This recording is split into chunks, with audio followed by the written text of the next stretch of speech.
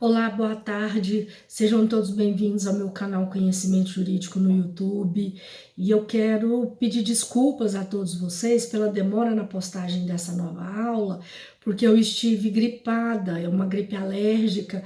O clima aqui no estado de Goiás nessa época do ano é muito seco e isso acaba prejudicando muito a saúde das pessoas. E eu tenho rinite alérgica. Então, nessa época eu acabo sofrendo um pouco. Mas eu quero retornar agora, a postar com mais regularidade os vídeos das aulas e dando sequência ao assunto da aula anterior sobre o Estatuto da Criança e do Adolescente, eu quero ressaltar a seguinte informação. No dia 13 de julho de 1990, foi promulgado o Estatuto da Criança e do Adolescente.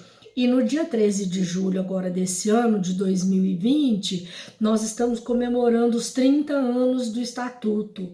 E no caso, em comemoração a esses 30 anos, a ministra Damares está enviando para o Congresso Nacional um projeto de lei para alterar o Código Penal e o Código de Processo Penal para endurecer a lei com relação aos pedófilos. Então, uma das propostas é alterar de 70 para 80 anos a prescrição de crimes praticados por pedófilos contra crianças e adolescentes, e a outra proposta é para líderes religiosos, profissionais de saúde, professores e qualquer outra pessoa que se aproveite da confiança de crianças e adolescentes para cometer crimes contra elas, eles terão a pena aumentada. Então, nos próximos meses aí nós vamos acompanhar a tramitação desse projeto no Congresso e vamos estar abordando esse assunto aqui novamente com vocês.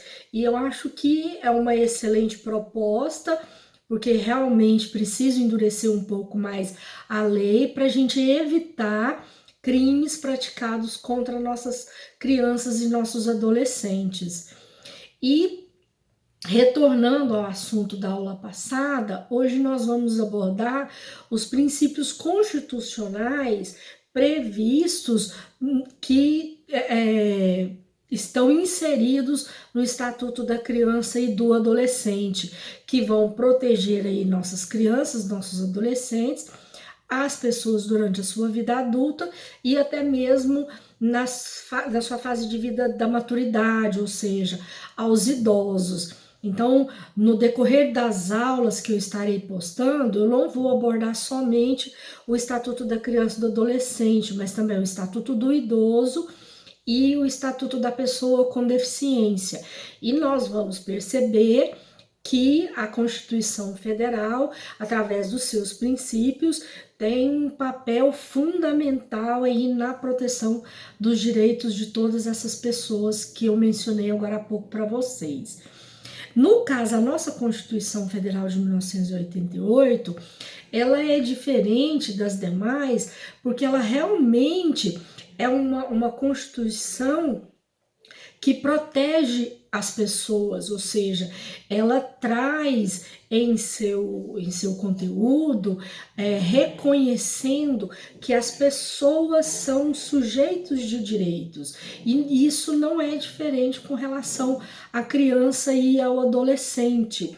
Então, a Constituição de 88, ela abraçou aquela Declaração dos Direitos da Criança e do Adolescente de 1959, da Organização das Nações Unidas, e reconhece e traz em seu ordenamento jurídico normas e princípios que realmente vão reconhecer a criança, o adolescente, o adulto, o idoso como sujeitos de direitos. E aí, com isso, reconhece para todos direitos sociais, reconhece diversos direitos que nós vamos estar falando a respeito deles aí no decorrer das aulas. E no caso, o primeiro princípio e o mais importante, o norteador do nosso ordenamento jurídico, que nós temos na Constituição Federal, é o princípio da dignidade da pessoa humana. Ele está previsto no artigo 1º, inciso 3 da Constituição Federal, e aí eu peço licença a todos para de vez em quando estar lendo alguns artigos da legislação para que a gente possa estar comentando, explicando o seu conteúdo. Então, o artigo 1º da nossa Constituição Federal fala: a República Federativa do Brasil, formada pela união indissolúvel dos estados e municípios e do Distrito Federal, constitui-se em Estado democrático de direito e tem como fundamentos a dignidade da pessoa humana, é o inciso 3. E também esse princípio ele está previsto no artigo 226, parágrafo 7º da Constituição Federal, onde fala: a família, base da sociedade, tem especial proteção do Estado. Parágrafo 7º. Fundado nos princípios da dignidade da pessoa humana e da paternidade responsável, o planejamento familiar é livre decisão do casal, competindo ao Estado propiciar recursos educacionais e científicos para o exercício desse direito, vedada qualquer forma coercitiva por parte de instituições oficiais ou privadas. Vocês podem observar que da leitura desse parágrafo 7º do artigo 226, nós temos vários princípios inseridos neles, e eu estarei abordando todos esses outros princípios no decorrer das explicações de hoje. Mas eu quero chamar a atenção para o princípio da dignidade da pessoa humana.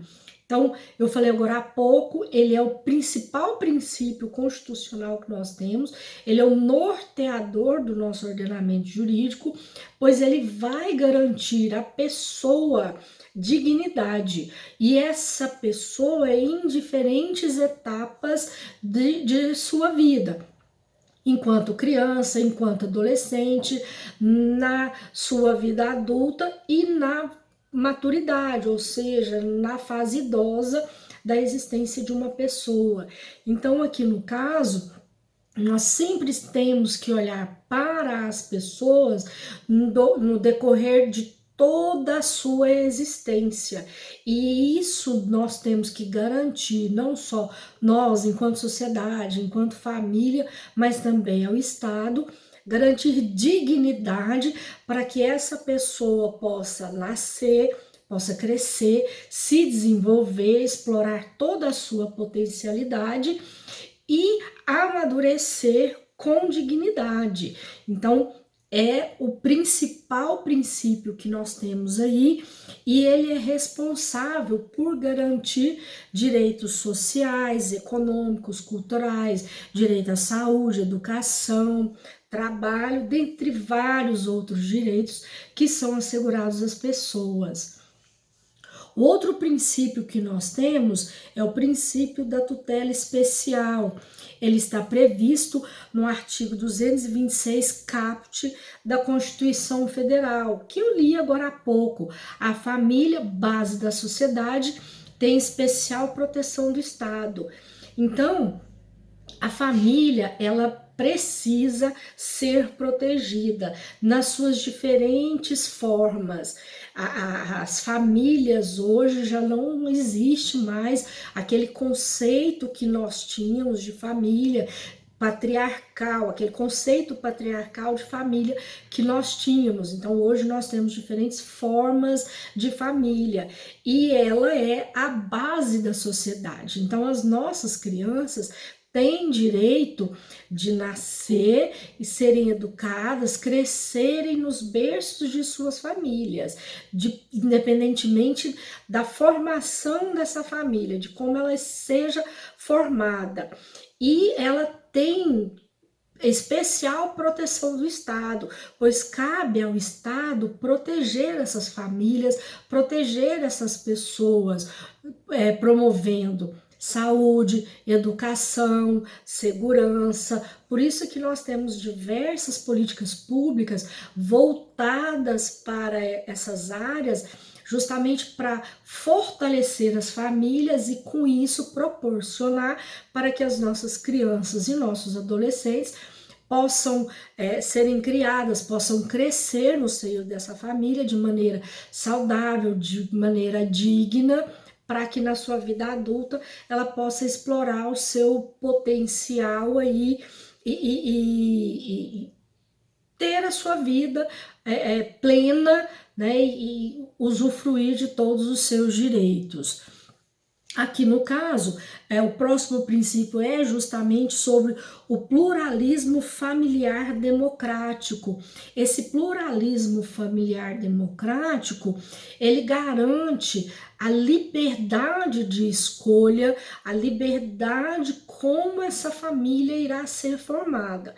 Como eu disse agora há pouco, nós não podemos ter aquele conceito patriarcal que existiu até bem pouco tempo, de que as famílias são formadas por pai, mãe e filhos. Não, hoje as nossas famílias elas têm diferentes formatos e eles têm direito a ter as famílias nesses diferentes formatos e todos nós temos que respeitar, e o Estado tem por obrigação proteger todas elas. Então, aqui no caso, o pluralismo familiar democrático, ele está previsto no artigo 1º, inciso 5, ele está previsto no artigo 5º, caput e inciso 1 da Constituição Federal.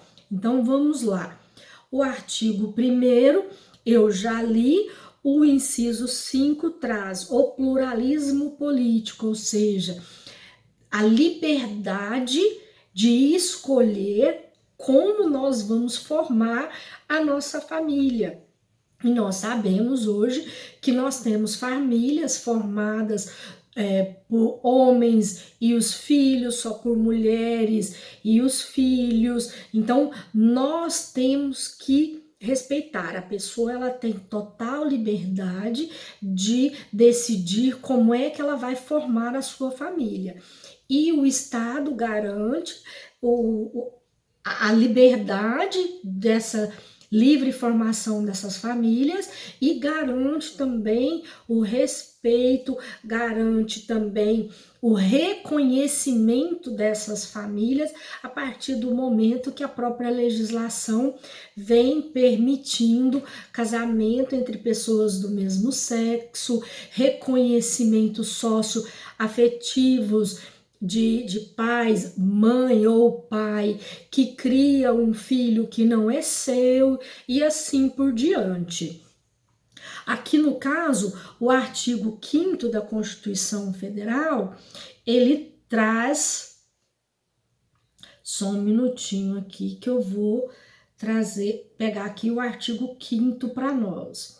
O artigo 5º, ele fala: todos são iguais perante a lei, sem distinção de qualquer natureza, garantindo-se aos brasileiros e aos estrangeiros residentes no país a inviolabilidade do direito à vida, à liberdade, à igualdade, à segurança e à propriedade nos seguintes termos. E aí é onde traz diversos incisos, né? Todos nós conhecemos o artigo 5º da Constituição Federal, e aí ele traz em seu inciso 1: homens e mulheres são iguais em direitos e obrigações nos termos desta lei. Então, a partir do momento que se reconhece que homens e mulheres são iguais perante a lei e que é garantido a todos nós direito à vida, direito à liberdade, direito à igualdade, nós temos que do Estado aí também a garantia de que seja reconhecido as famílias em suas diferentes formas de existência hoje. Então, nós temos vários direitos hoje que já se reconhece essa liberdade na formação dessas famílias. E no caso, nós vamos ter aí também a igualdade entre os filhos, que a nossa Constituição Federal também traz a igualdade entre os filhos, e nós vamos abordar esse princípio daqui a pouco. Os outros princípios constitucionais que nós temos e que vão estar inseridos aí no Estatuto da Criança e do Adolescente é o princípio da liberdade, da justiça e da solidariedade. Ele está previsto no artigo 3º da Constituição Federal, inciso 1, onde fala: constituem objetivos fundamentais da República Federativa do Brasil construir uma sociedade livre, justa e solidária. E é o que a nossa legislação vem garantindo aos brasileiros, a partir do momento que se reconhece os diferentes tipos de formação de uma família, onde se reconhece que homens e mulheres são iguais perante a lei, que se reconhece que todos os filhos são iguais, independentemente se ele é oriundo ou não do casamento, se ele é adotado ou não. Então, realmente, o nosso ordenamento jurídico vem reconhecendo todos esses direitos a nós, cidadãos, e principalmente às nossas crianças, aos nossos adolescentes e aos nossos idosos. E aí nós temos aqui, inclusive, o princípio da beneficência. Ele está previsto no artigo 3º, inciso 4º, que fala: promover o bem de todos sem preconceitos de origem, raça, sexo, cor, idade e quaisquer outras formas de discriminação. Então, justamente, fazer o bem decorre da lei. Todos nós temos, por princípio, fazer o bem ao próximo. Isso está previsto na lei e nós, enquanto pessoas, nós também temos que trazer conosco esse princípio, ajudar o nosso próximo.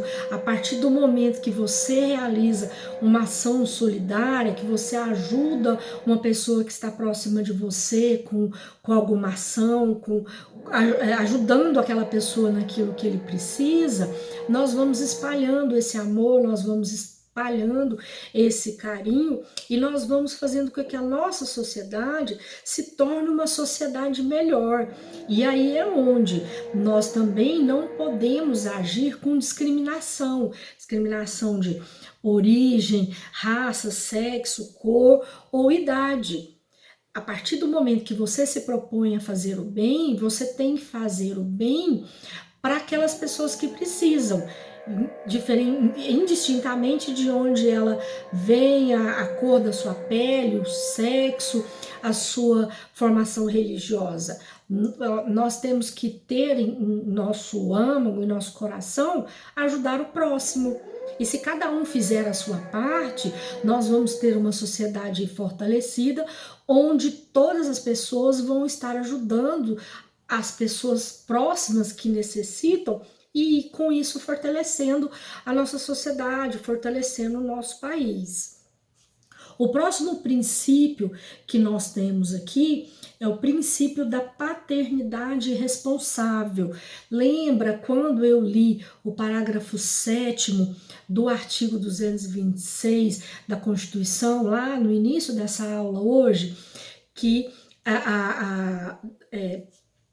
nós vamos ter aqui, vou ler novamente, fundado nos princípios da dignidade da pessoa humana e da paternidade responsável, o planejamento familiar é livre decisão do casal. Ou seja, o Estado ele não pode interferir na sua vida e estabelecer para você quantos filhos você pode ter. O Estado não vai interferir no seu planejamento familiar, mas a partir do momento que você resolve ter filhos, cabe a você educar os seus filhos, cuidar dos seus filhos. Então é isso que se trata o princípio da paternidade responsável. E no caso aqui, alguns autores até comentam no sentido que o termo correto não seria paternidade responsável, que o legislador constituinte teria que ter utilizado a expressão natalidade responsável, justamente por essa situação. O Estado não vai interferir, ele não vai estabelecer para você, não, você só pode ter um filho, você só pode ter 2 filhos, não. Você tem liberdade para formar a sua família como você quer, como você deseja, como eu mesmo comentei agora há pouco. Mas a partir do momento que você decide ter um filho, você tem a responsabilidade de zelar, de cuidar por esse filho. Então é onde o Estado ele tem um papel fundamental, um papel importante no sentido de promover políticas públicas como saúde, educação, segurança e várias outras coisas que o Estado promove, mas também cabe a você zelar do seu filho, educar, cuidar, e aí, a partir do momento que você desrespeita essa sua obrigação, essa sua responsabilidade de zelar, de cuidar dos seus filhos, o Estado vai tomar providências, o Estado vai agir e você pode aí perder o poder familiar,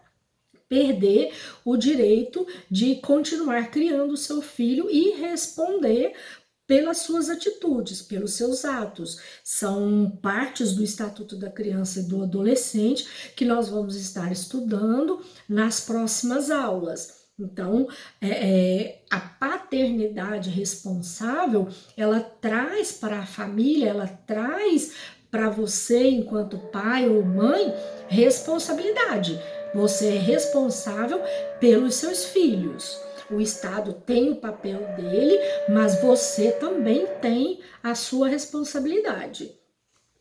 Nós vamos ter agora também o princípio do melhor interesse da criança e do adolescente. Ele está previsto no artigo 227 e parágrafos da Constituição Federal. O artigo 227 é um artigo extenso, mas eu vou estar lendo só o caput para vocês, porque os outros parágrafos e incisos nós vamos estar vendo depois no decorrer de outras aulas. É dever da família, da sociedade e do Estado assegurar à criança, ao adolescente e ao jovem, com absoluta prioridade, o direito à vida, à saúde, à alimentação, à educação, ao lazer, à profissionalização, à cultura, à dignidade, ao respeito, à liberdade e à convivência familiar e comunitária, além de colocá-los a salvo de toda forma de negligência, discriminação, exploração, violência, crueldade e opressão. Então, aqui no caso, no caput do artigo 227, ele é bem completo nesse sentido. É dever da família, da sociedade e do Estado. Então, todos nós temos por obrigação zelar das nossas crianças, dos nossos adolescentes e dos jovens. Inclusive, existe um Estatuto da Juventude que posso estar abordando depois em outras aulas a respeito desse assunto. Então, é dever de todos nós zelarmos pelas nossas crianças, pelos nossos adolescentes, pelos nossos jovens. Então, nós temos que protegê-los de todo e qualquer tipo de infortúnio, de ameaças, de discriminação. Nós temos por obrigação proporcionar um crescimento adequado, com saúde, com segurança, promover a educação deles, para que na fase adulta de suas vidas, eles possam explorar todas as suas potencialidades, desenvolver a profissão que eles querem, trabalhar naquilo que eles gostam. Então, é obrigação de todos nós. E aí, no caso, é justamente sempre visando o melhor interesse das crianças e dos adolescentes. Nós temos também o princípio da afetividade. Ele está previsto no artigo 226, parágrafos 3º e 6º. O artigo 226, parágrafo 3º, fala: para efeito da proteção do Estado, é reconhecida a união estável entre o homem e a mulher como entidade familiar, devendo a lei facilitar sua conversão em casamento.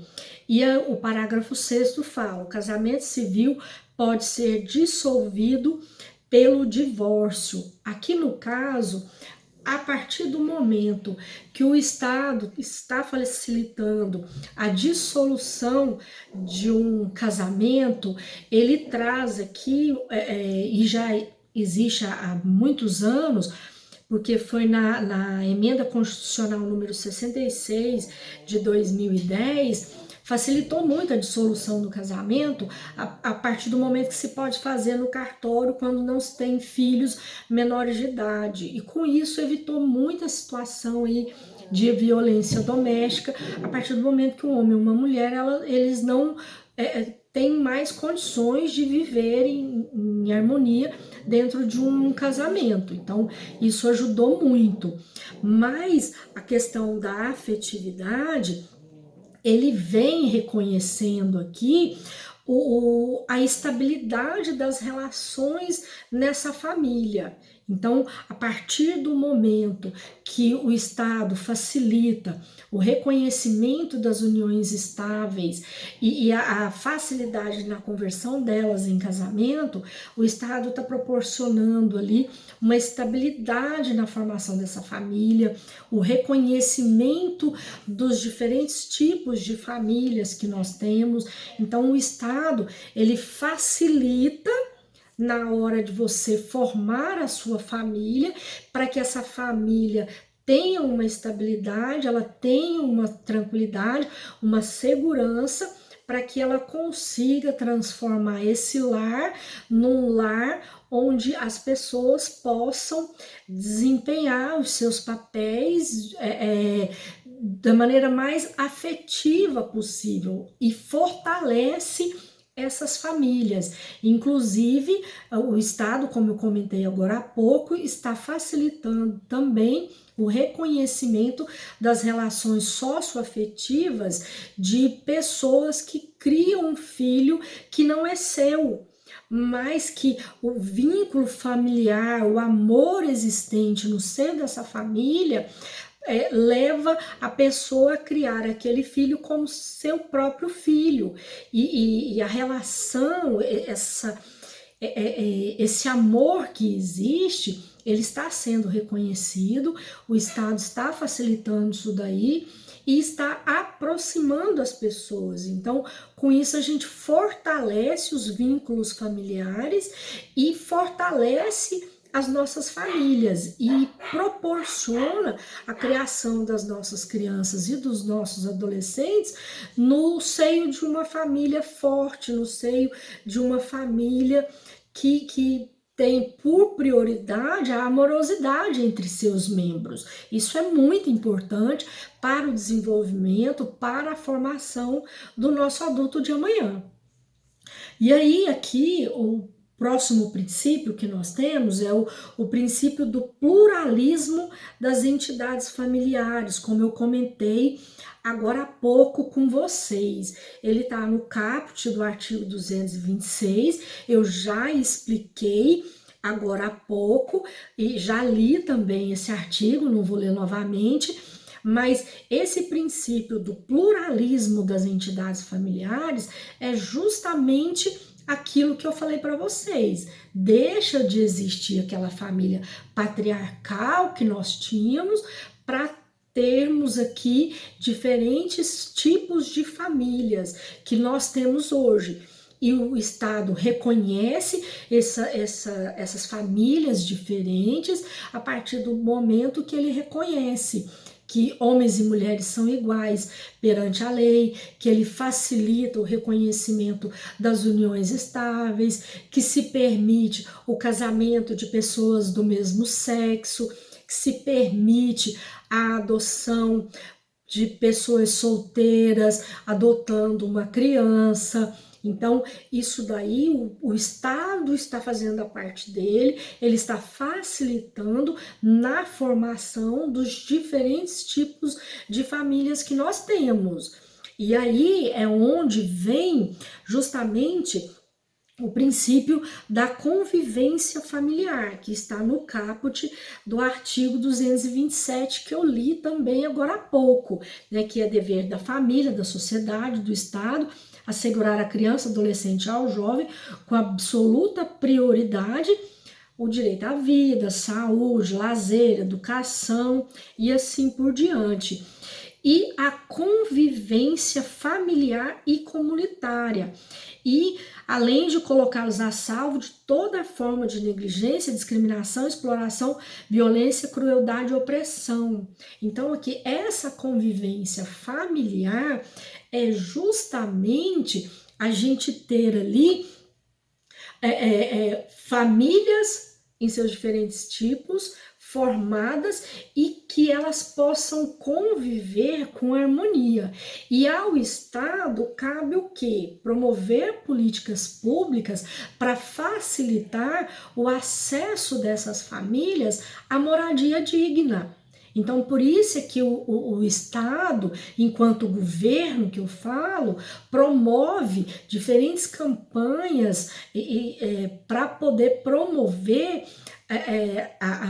a moradia digna para essas famílias. Então, essas políticas públicas são sempre voltadas para facilitar o acesso de uma mãe solteira a comprar uma moradia. Por isso é que tem esses conjuntos habitacionais populares construídos pelo governo, para que essas famílias de baixa renda tenham acesso, para que elas tenham condições de ter as suas moradias, para que elas tenham condições de viver com dignidade dentro dos seus lares. Então, a sociedade promove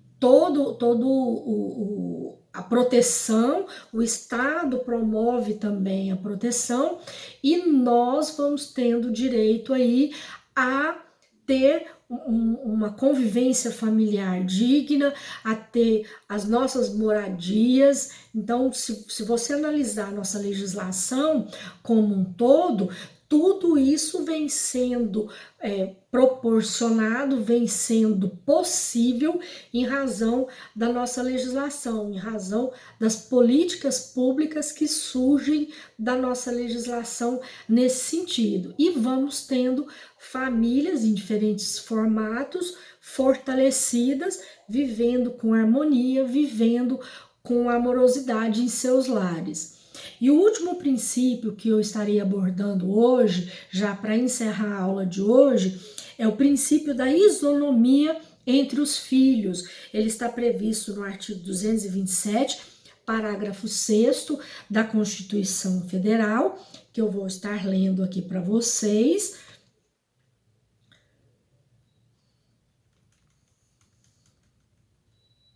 Os filhos, havidos ou não da relação do casamento ou por adoção, terão os mesmos direitos e qualificações, proibidas quaisquer designações discriminatórias relativas à filiação.